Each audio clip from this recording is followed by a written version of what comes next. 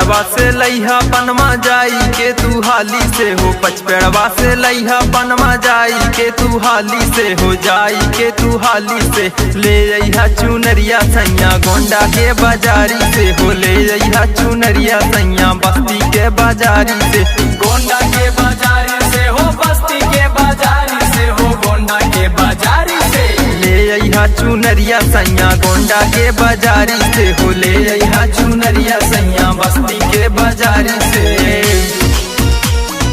गोंडा के बाजारी से हो,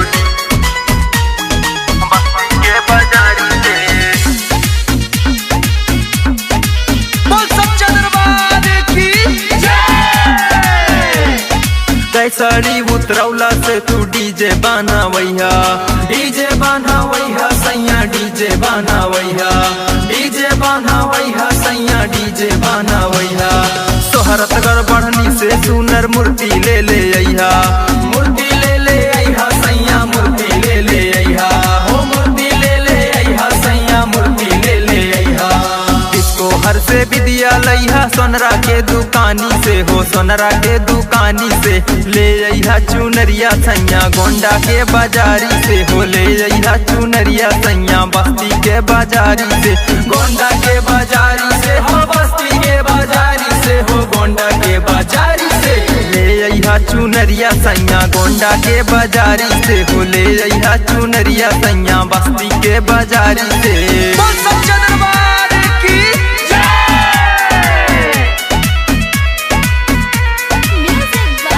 गोंडा के बाजारी से हो, बस्ती के बाजारी से।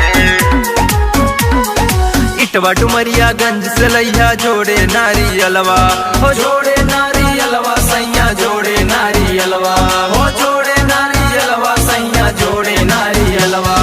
मन का पुरिया कौना से ले अइहा अड़हुल फुलवा, ले अइहा अड़हुल फुलवा हो, ले अइहा अड़हुल फुलवा, ले अइहा अड़हुल फुलवा हो, ले अइहा अड़हुल फुलवा।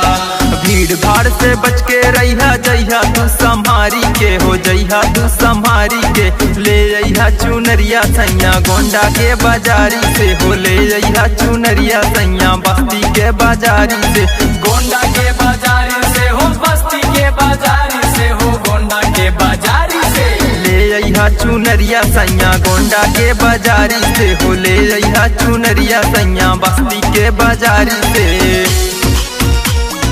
गोंडा के बाजारी से हो, बस्ती के बाजारी से। बोल सच्चा दरबार की जय।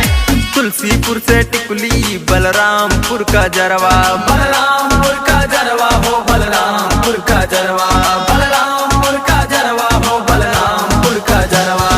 बहराइच नवगढ़ से सैया लइहा गजरवा, हो लइहा गजरवा सैया लइहा गजरवा हो, लइहा गजरवा सैया लइहा गजरवा।